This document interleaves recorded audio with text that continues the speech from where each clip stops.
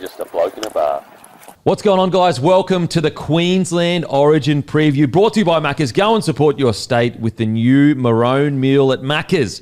You get your chance at a Big Mac or 10 Chicken McNuggets plus medium or large fries and a soft drink. But the real kicker is you'll get one of 6 legendary Maroon jersey collectible cups with every purchase. Get the full set of 6 and support the mighty Maroons today. There is a barcode on the box which you can scan, and then you just follow the prompts. Scan your cup for special content from the players and a chance to win a signed jersey and a double pass to Game 3. You can also purchase the cup separately for $3.95. Let's have a look at the 6 cups at the moment. I tell you what, they are out. Look at this, 91. The Kings' last game. How good. And they're actually in the jerseys of the year. And also the Macca's logo of the year, which is really cool as well. I've got 13, 8 straight. Doesn't get much better than that. And I've got 06. Oh, man, the start of the 8 straight. Let's go. I've got the 80, the inaugural game, Arthur Beetson running out. 25. 95, the Neville Nobodies. Brett Dallas streaking down the sideline at the MCG. How good. Pictured in my memory as heartbreak for me. So make sure to get into Macca's and grab your mighty Maroon Meal today. Now, what I want to do is I want to just get the blood flowing. I want to get some good memories, and then let's preview the game for Game 2. It's a huge game for the Maroons, Game 2. But I want to start. It's 2006. So the yarn of all yarns. So basically, the senior players have been called into the office with Meninga. They have been told that if you don't sort this out... So senior players are Darren Lockyer, Jonathan Thurston, Cam Smith at that stage, Petro 7 receiver. So I think it was Lockie and Petro maybe. And I think Thurston that were a bit young at the time. I don't know if they were a part of it. I think they were just about to come into it. But Lockie was definitely a senior player. Anyway, so they get called into the office. They're saying, if you don't sort this out now, you're gone. You're gone skis. Anyway, so Game 1 happens, I think. Game 1 happens. And I'm pretty sure Queensland lose Game 1. Pretty sure they lose Game 1. Yep. And Matty Johns only told me this recently. I didn't know this. Meninga goes into the office after Game 1 and apparently handed in his resume, and Queensland said, no, we're not handed in his resignation, sorry. Resume, I mean, he's already coach. Just reminding everyone how good I am. Even though we lost, I just want everyone to know that I was the captain of the Kangaroo Tour. One of the greatest players of all scored time. up the greatest try. Yeah, anyway. Hands in his resignation. Queensland say, no, we do not accept your resignation.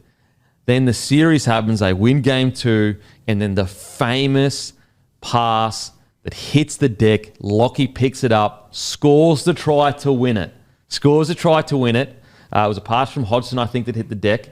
And they end up winning the series, and it is the start of the greatest ever dynasty created. Think about how many things could have gone the other way.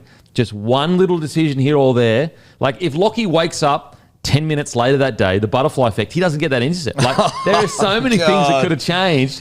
There's so many things. If Meninga hands in his resignation, they go, yeah, okay, we'll take it. But it didn't, and they win it, and then the series, the incredible streak starts. What do you reckon, shall we? Oh, I just love how much energy you've got for this part. For New South Wales to win Game 1, they had some late changes there as well. But just looking back at the sides, I didn't know that about Mal Meninga handing his resignation. Neither did I, until literally only a few weeks ago. Matty Johns spoke about it. That's a huge play by Mal. But looking at their side, like Steve Bell, Justin Hodges were in the centres, Tate was on a wing. They had a fair bit of disruption as well throughout that series. Clint Shavkovsky started Game 3 at fullback. Reece Wester on one wing, and then through their forwards they had a lot of changes as well. But the moment is Lockyer. Like we spoke about it with the Blues for forever and a day. It's been Queensland coming up with those moments. And poor Brett Hodgson, it's not a great pass from dummy half, but on the other side of it, Lockyer had to put himself in the frame to do it. He didn't have to come outside in. He's defending at 3 in. Doesn't have to rush up and try and put a shot on, but he's there and he scores, and history is written. But you look at the New South Wales side, Mark Gasnier started games 1 and 2 in the centres. Game 3 he started at 5'8". So they had a lot of changes as well. Well, that was post Joey and Freddie. So game 3 with the decider, it was Mark Gasnier at 6, Craig Gower at 7. Wow. And then their forwards had a bit of change as well. Luke O'Donnell was in at lock. Gal came onto the interchange bench. Ben Hornby, Steve Menzies. So they had a bit of change. But the Queensland side, Adam Mogg was on the wing for games 2 and 3, Moggy. Well, not only that, so he replaced Inglis. So Inglis was injured for game 2, and he scored a double. Did he score the first try? Yeah, it might have been the first try in game 2, and I think he scored one in the game 3 as well. And what doesn't get spoken enough about game 3 is it was 14-4 with 10 to go to New South Wales, and the most underrated play of that entire series, for some reason I'll say it, Brent Tate scores this long-range pearler of a try. Tatey had an incredible play, scores a try, which gets us, would have been 14-10? That would have been 14-10, yeah. Yep. And then 4 minutes later, Lockie Brett under Hodgson the post. throws a wayward pass and Lockie scores under the post. Brent Tate got man of the match in that game. Yeah, and everyone just, obviously the Lockie moment is brilliant, but, Tate's try, like the Lockie try was all effort and being in the right place. Right, like Tate's try was like individual brilliance, and everyone talks about the Lockie. He put the afterburners on. Yeah, super quick. And fended down in the right corner. The only bad thing I would say about this game, apart from New South Wales losing it, was in Melbourne. One of the best moments in Origin No history way, was in I Melbourne. didn't even. Yeah, it was the first decider at a neutral venue. It was in a dome. Yeah, No It was in the dome, so it was way. under the roof. Wow, I tell you what, from game 1 that series, guess how many missed tackles Queensland had? 50 missed tackles in game 1. Game 1, 50 missed tackles. They only conceded 17 points. And they only and so they had 50 missed tackles, 29 ineffective, but they actually had the ball 53% of the time. And here's what's the kicker. New South Wales completed at 65%. Queensland completed at 72% that game 1 game. Like these days in big games, like you go back to the great grand final, Penrith Broncos, literally Penrith only made 1 error the whole game. You have to be above 80. Like the old standard was 75%. Yeah. I think when we played it was 75%. 75 to 80% and you're living the dream. That's now good. it's 85. 85. You got to be yeah. at 85. For a club game. In a big game, you want to be up at about 90%. Yeah, Darren Lockyer, man of the match, man of the series. I was lucky enough to, lucky or unlucky enough to play against Lockyer in his last Origin game. Nightmares. He was just so good at those moments. Oh, man, absolutely. Like I know you said right time, right, like for him. but he had to put himself there. But What's he doing jamming up in that defensive line when like he scores, it's the 4 minutes to go. Yeah, I think 5 or 6 minutes to go.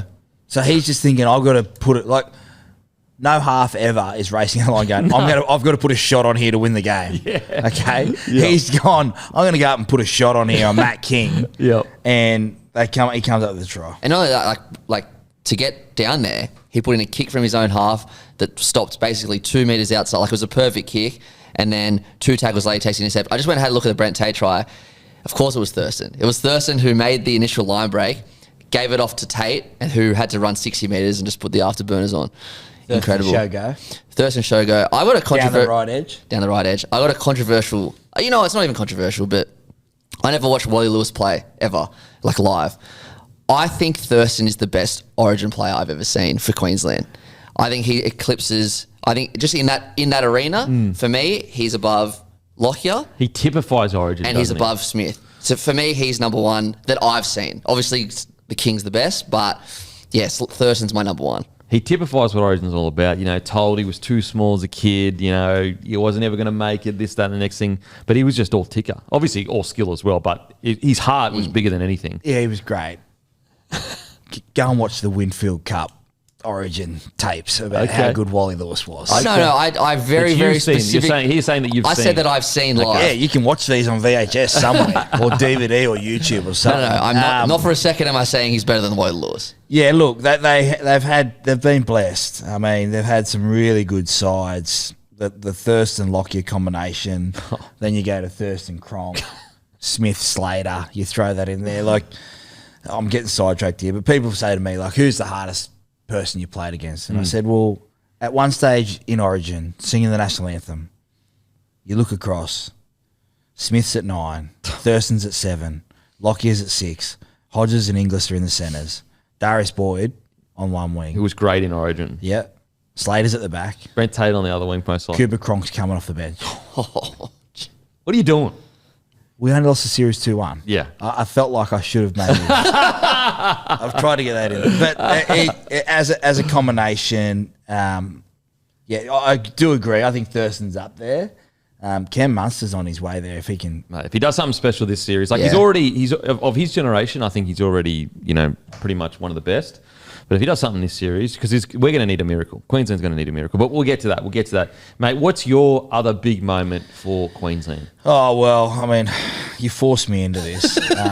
You've loaded me up with bloke gear and Maccas and stuff. So 2013, before the streak is discontinued, winning that series, to win 1 in a row, to win 2 in a row, but to win 8 in a row, it was so big. The 4X cans were made. Mate. Weren't they like maroon coloured or some shit? yeah. Like something awful that was just only Queensland could do.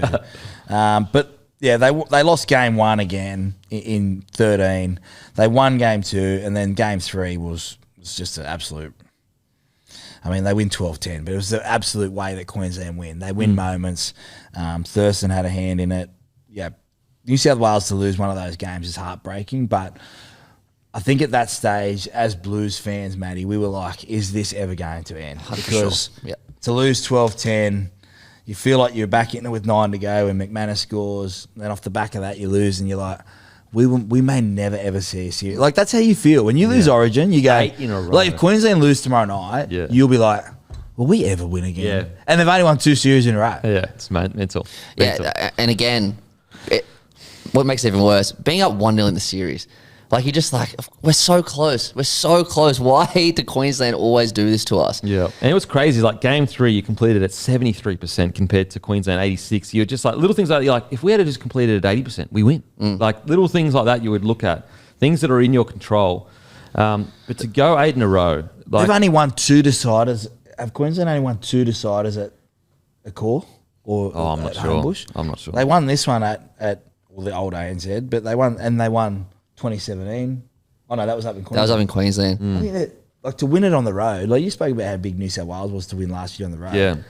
Probably just as big down here. The record's not spoken about as much because they did have that dominance. Yep. 8 in a row. I think that Penrith's 4 in a row has eclipsed it. But I mean...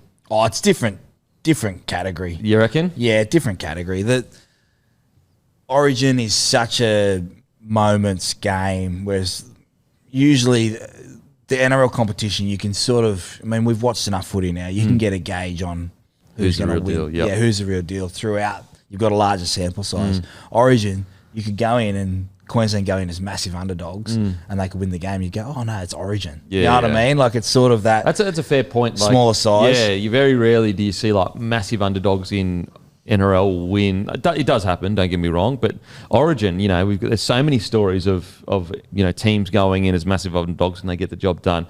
But I mean, 8 in a row, I just don't think it'll ever happen again. But 8 in a row, they had the same backline for all 3 games, 1-7. Wow. So you talk about unchanged squads or teams. Which is so important. Like, because Origin, that was the one thing that I probably did get spoken about a lot during the time. But looking back on it, doesn't get spoken about enough. That every time Queensland went into a series back then, there was no needing to get to know each other. There was no like, oh, we need to get each other's timing and like Smithy passing to Cronk or whatever. Like, oh, how does he like the ball? Does he like it out in front? Does he like it a bit like? There was none of that. Whereas New South Wales, nearly every series was like, oh, we need to get to know each other and how each other plays. And so I just think that was an advantage.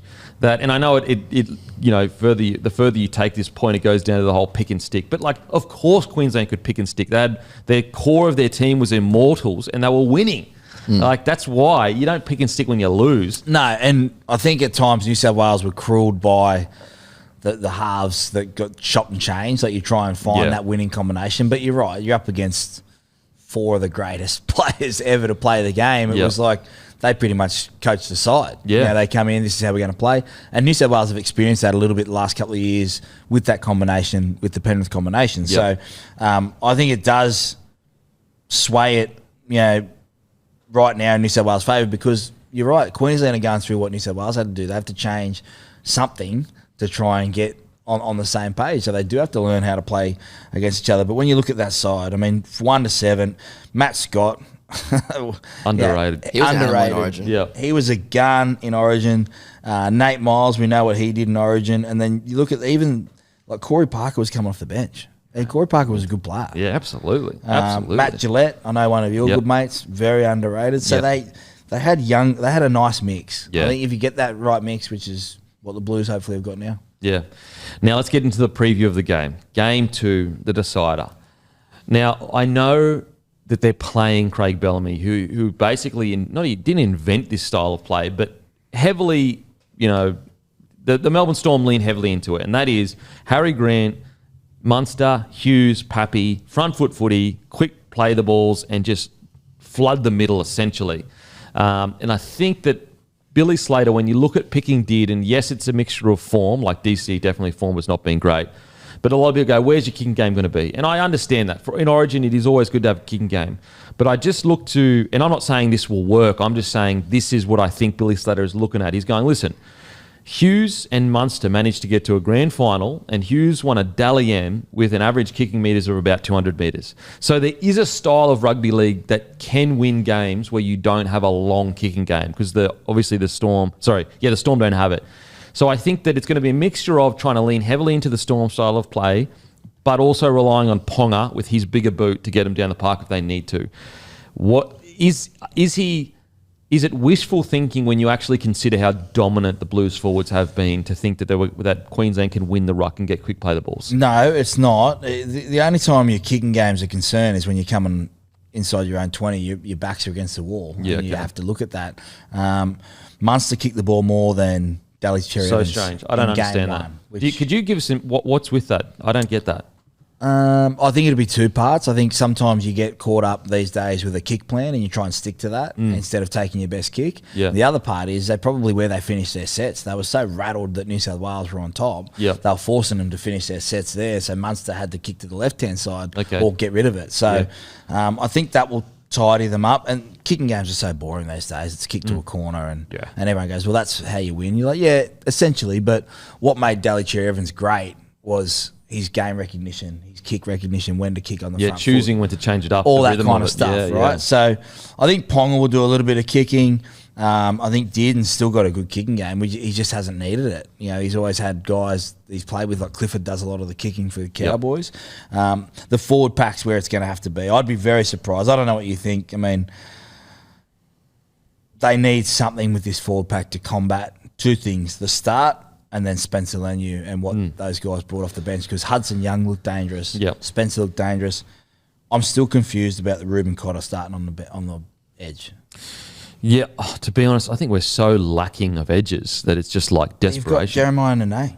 You've got Kurt Catewell in the side. You had both for more. I just worry about their defence. Like Cotter in the first game, he made 45 tackles, 0 misses. And that's what New South Wales have done for so many fair. years. That's fair. We've got to try and stop New South Wales from scoring 30 points instead Yeah. of going there saying we can score 31. Yeah, okay. That's the only way Queensland can win the game is if they have a little bit of Cameron Munster flair to the point where he and KP are getting offloads and being able to flood through and try something, a little chip and chase. Like, try and shock New South Wales. Because if you try and out New South Wales at the moment, you just haven't got enough. Yeah, you just don't have the And rest that's just a pure fact. That's not arrogant. That's just a pure fact. But if you were to get Kalen Ponga the ball in position, he hardly touched the ball in game one. Yeah. And you don't want him taking shit hit ups because that's not who he is. You want him space either on the front foot where he's got a quick play the ball and he can do that where he hits the line hard, goes to the line, has that cutout ball or that face ball where either dummies, hits short or long. I will say, look, and Tino I absolutely would always start. So it's not really necessarily a knock on him. But like we're going into this game and it's just a fact of the matter with a front row of the team coming last. Like Tino and Fodawaker together are the front row of a team coming last. And so that's why I just don't get the Fodawaker starting situation. Like Fodawaker is a good... I'm sorry, you want me to feel sorry for you guys. I think it's great. I know it's a Queensland preview, but no, it makes sense because they're very similar at what they do. But like right? Fodawaker, bring him, he's a big body, he's powerful. Bring him off the bench for 10, 15 minutes going absolutely crazy and try to match it with Spencer to a degree. I know he's probably not going to be able to because that's Spencer's like role every week, but he does have the physicality to go with Spencer. I really do think at least for like 10 minutes or try to. Let me ask you this. You follow, obviously, the Bronx very, very closely. Patrick Carrigan, what have you made of his form this year? So he gets put to 13 as his best game of the season. So is it his fault that he's been a very vanilla up and down front row for the Broncos? Or has he just been playing the role that Michael Maguire has been telling him to? Because as soon as he got moved to 13 against a couple of weeks ago against the Titans, he was outstanding. It was against the Titans. Yeah, that's fair. Has Billy sort of thought, let's try and tread water the first 15 minutes and then get our guys where we can open up the game? Listen, I'm still if you're going to have Lioro starting, then I think you've got to have a different front row other than Moto Fodawaker. Because I just look at Tino, Tino for sure, he's top tier. But Fodawaker and Lioro starting, I just worry that we're not going to be actually able to go with them for the first 20 minutes. It's all well and good to say, we want them to do the dirty work, but can you actually go? Can Lioro and Fodawaker, do they have the leg speed to go with the pace of the game for the first 20? I'm not sure. And that's the biggest question for Billy is what he does with that front row where the Lindsay Collins starts and they try and fight. I'd be bringing in Lindsay Collins and I'd have Fodawaker off the bench. Because at the very least, we know Lindsay Collins can go with the pace of the game. Does he get bashed up sometimes? Yes, he does. But I tell you what, he gets up and he goes again. He knows his job. Yeah, he knows how to get into spaces that Mo's probably a little bit different. Yep. Tino, we know what he can do. The Liero one and the Catewell one, I mean, you bring Kurt Catewell in, whose missed tackles are an issue at the moment. So I think New South Wales will try and exploit that, especially that left edge with Latrell Mitchell if they go down there.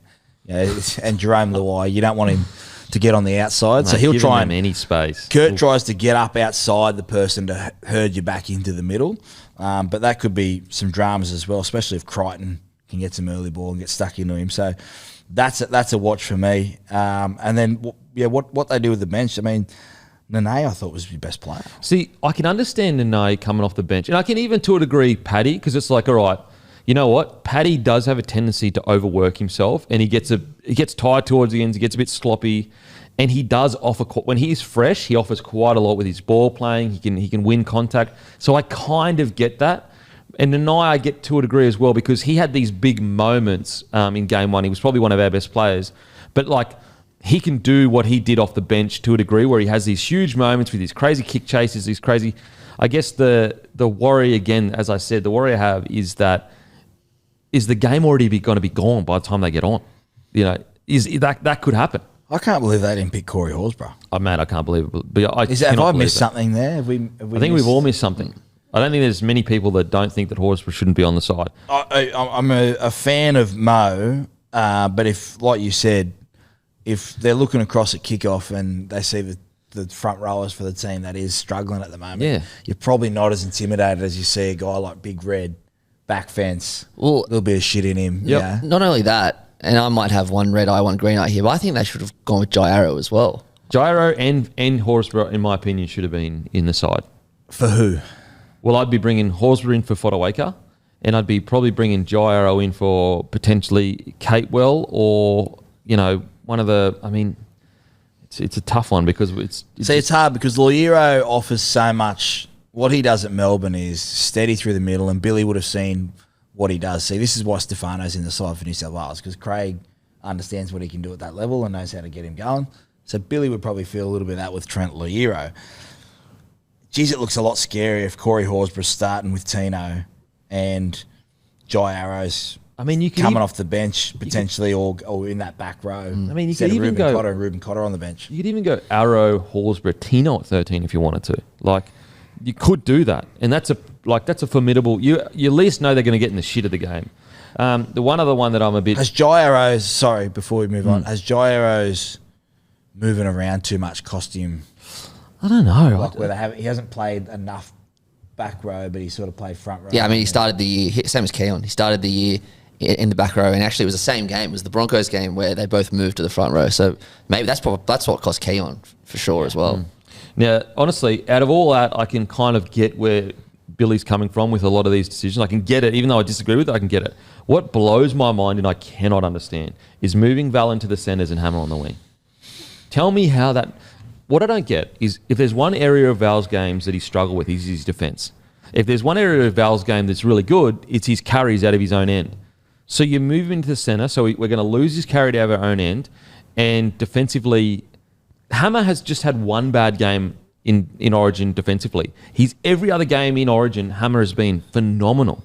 One thing Hammer doesn't do is shitty carries out of his own end. That's not what he's there for. He's a Ferrari. I don't understand. It makes no sense to me why Hammer is on the wing. Is this the first time as a Queensland fan you've felt there's more questions than answers with your team? To a degree, yeah. Like, obviously, you can go to 2020, but you understood why in that situation. But in 2020, the aura in the background was way better. Yeah, whereas this you were like, you probably didn't question it as much. You lost a series. I think you won in 19. No, we lost 18-19. Yep. 120, and I remember going... in 20, there wasn't much expectation. No, right? there wasn't. I remember going into it. I remember when Gus Gould was like, I'm concerned about Origin heading into 20.